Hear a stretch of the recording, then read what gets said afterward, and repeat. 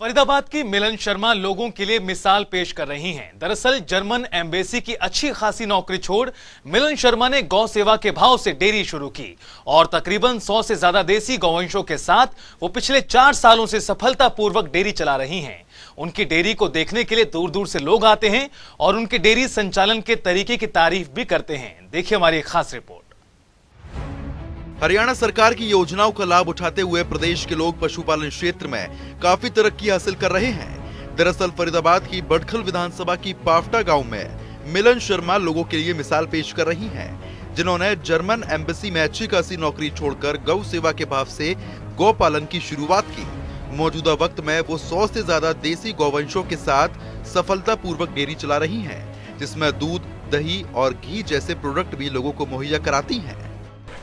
Embassy वाला जो कार्य था वो तो आराम, मतलब काम तो मेहनत तो थी, पर वैसे बहुत आराम का कार्य था। एसी में से निकले, एसी गाड़ी से निकले, एसी ऑफिस में पहुँचे। पर यहाँ पे आकर के जो मन की शांति वाला है, जो वो एक फीलिंग है, जो काम जो इन्होंने मुझे अपना प्यार दिया, जो मैंने कभी सोचा नहीं था कि गौ माता भी मुझे पहचान पाएंगी या अपना प्यार दिखाएंगी। छोटे बच्चे तक तो ठीक था, लगता था बछड़े बछड़ी आपके आगे पीछे घूमेंगे, पर ये भी मुझे पहचानती हैं, अपना प्यार दिखाती हैं। और इनके साथ साथ जो इनके बारे में पढ़ना पड़ा कि कैसे इन्हें रखें, हम कैसे एंटीबायोटिक से हट करके सारा आयुर्वेदिक या जड़ी बूटियों और पेड़ पौधे क्या लगाने हैं, उसके लिए जो जड़ी बूटियाँ पेड़ पौधे लगाने हैं उसकी जो स्टडी करनी पड़ रही है, और फिर उनको अब हम जो लगा रहे हैं उसमें जो आनंद आ रहा है वो शायद और किसी काम में आ नहीं सकता था। अभी हमारे पास 56 तो बड़ी गौ माताएँ हैं और करीब 80 बछड़े बछड़ियाँ हैं।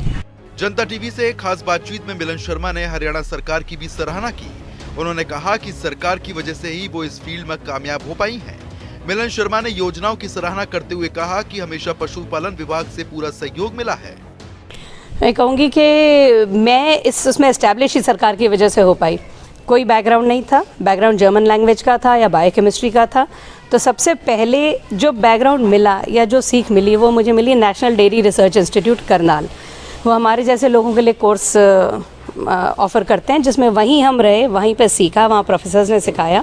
और कुछ योजनाएं हैं जो सरकार की बहुत ही अच्छी हैं, जिसको हर किसान अभी है कि इससे दूध कम हो जाता है। जैसे एक टीकाकरण है जो कि बहुत ही ज़रूरी है। अगर हम जैसे पोलियो का टीकाकरण आदमियों का ध्यान रखें कि कैसे हमें अगर उस चीज़ को हटाना है, तो एक संपूर्ण लॉट का जितने गौवंश है सबके लिए वो टीकाकरण होना चाहिए, और सरकार वो मुफ्त में करा रही है। और हरियाणा सरकार तो खाली FMD क्यों नहीं, वो साथ साथ ब्रूसेला का टीका भी मुफ्त में कराती है, जो ज़रूर हम सबको ये सारे टीके लगाने चाहिए। और मैं प्रयास करती हूँ कि आसपास के लोगों को थोड़ा इस बारे में जागरूक करूँ कि इससे जो दूध कम होने का वो भय रहता है कि दूध कम हो जाएगा, वो नहीं है इससे, बल्कि आप अपने गौवंश की जीवन की रक्षा कर रहे हैं। मिलन शर्मा न खुद सफलतापूर्वक डेयरी का संचालन कर रही हैं, बल्कि 30 लोगों को डेयरी के माध्यम से रोजगार देने का काम कर रही हैं। 4 साल के अंदर ही आसपास के जिलों में उनकी पहचान एक सफल डेयरी संचालक की पहचान बन चुकी है, जिसका परिणाम है कि जिले का पशुपालन विभाग प्रदेश के किसानों के समूह को मिलन शर्मा की डेयरी को दिखाने के लिए लाते हैं।